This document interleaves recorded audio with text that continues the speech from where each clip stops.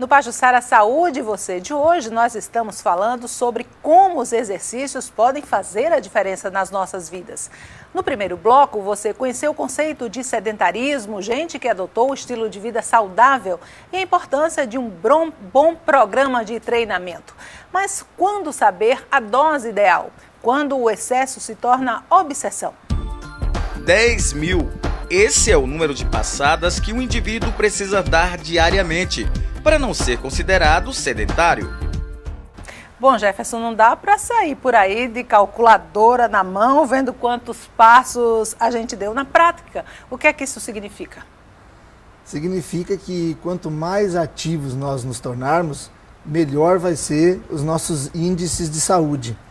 Que hoje o brasileiro, ele em média morre por quê? Por causa de doenças cardiovasculares, principalmente hipertensão, diabetes e outras patologias, e que alguns artigos, alguns estudos demonstram que a inatividade física colabora para isso em torno de 53% a 55%.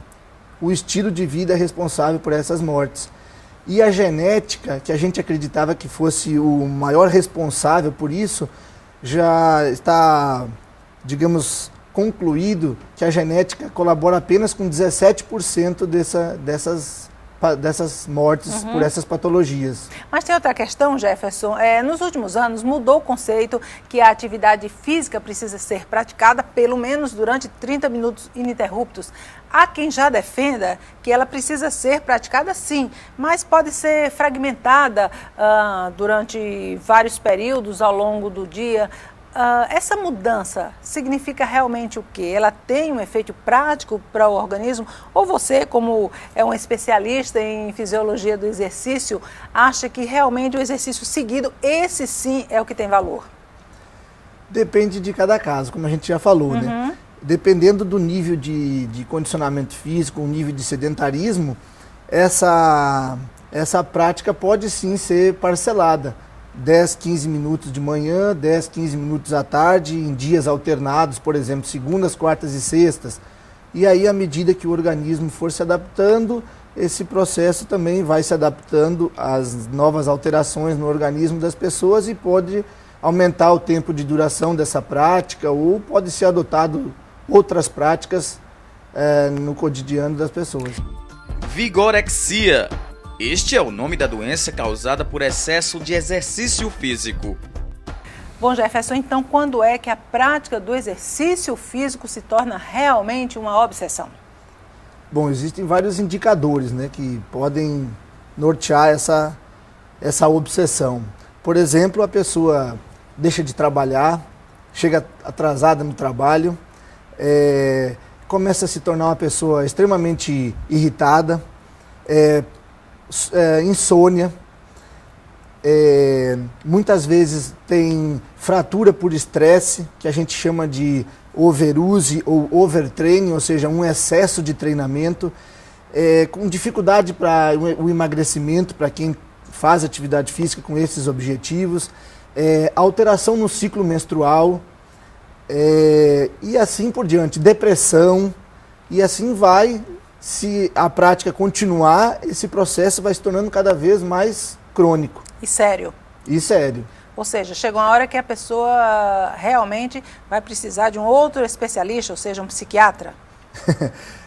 Possivelmente ela vai precisar de vários outros especialistas, porque dependendo de cada pessoa, como o ditado popular fala, a corda estoura do lado mais fraco, né? Então algumas pessoas vão ter alguns efeitos deletérios em relação a essa obsessão, que vão aparecer em uma determinada região do corpo e outras em outras partes. Aí é o especialista de cada área que vai ter que atuar nessa questão. O corpo humano é uma máquina feita para o movimento. As articulações são verdadeiras dobradiças à disposição dos músculos. Ao contrário de outras máquinas que se desgastam à medida que se movimentam, quanto mais solicitado for, melhor o corpo humano conseguirá exercer suas funções de forma harmoniosa. Bom, então o segredo para manter uma atividade física constante, manter essa máquina que a gente falou, essa máquina azeitada, é praticar a atividade como um prazer e não como uma obrigação. É isso? Exatamente. O que se preconiza hoje é que as pessoas possam optar por aquelas atividades que lhe proporcionem prazer. Pô, então esse é o pulo do gato, ou seja, não se cobrar por alguma coisa, tipo eu tenho que fazer o exercício, que eu preciso emagrecer, eu preciso me condicionar, ou seja, tem que mexer-se com prazer, a ordem é essa. Exatamente, até porque o estresse dessa cobrança, ele prejudica todo o desempenho da prática da atividade física.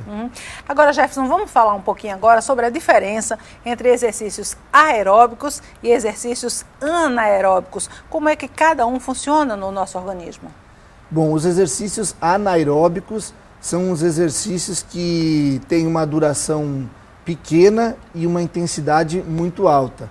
Por exemplo, um tiro de 100 metros no atletismo, ou então o treinamento de força na musculação. Essas atividades elas têm como característica o sistema anaeróbico. As atividades que têm a característica aeróbica são as atividades de uma intensidade moderada para leve e um tempo de duração mais prolongado, como o ciclismo, a natação, a caminhada, a corrida, todas essas atividades. Ou seja, você diria que os exercícios aeróbicos, esses são mais eficazes para quem precisa do exercício como forma de manter a saúde do corpo? Exatamente. Ambos são importantes, porque o exercício aeróbico ele vai provocar determinadas alterações, como a melhora do condicionamento cardiovascular, a diminuição da frequência cardíaca em repouso, a diminuição da pressão arterial em repouso. Já os exercícios anaeróbicos, eles vão provocar, por exemplo, o aumento da massa muscular. Ele seria mais voltado para os atletas, é isso? O Usain Bolt da vida? Não, qualquer pessoa deve praticar, se possível, as duas atividades. O nosso organismo necessita dos dois estímulos para que ele se mantenha vivo, necessitando dessas duas variáveis. Agora, Jefferson, qual horário do dia a atividade física é mais benéfica ou não tem? Olha... O importante é tirar uma horinha e fazer. O ideal é que a pessoa se exercite na hora que ela tem vontade. Não existe uma regra para dizer, o melhor é de manhã, o melhor é de tarde. O ideal, basicamente, é que as pessoas possam se exercitar no momento em que elas estão disponíveis, que o trabalho permita e que ela possa inserir atividade nesse horário mais propício.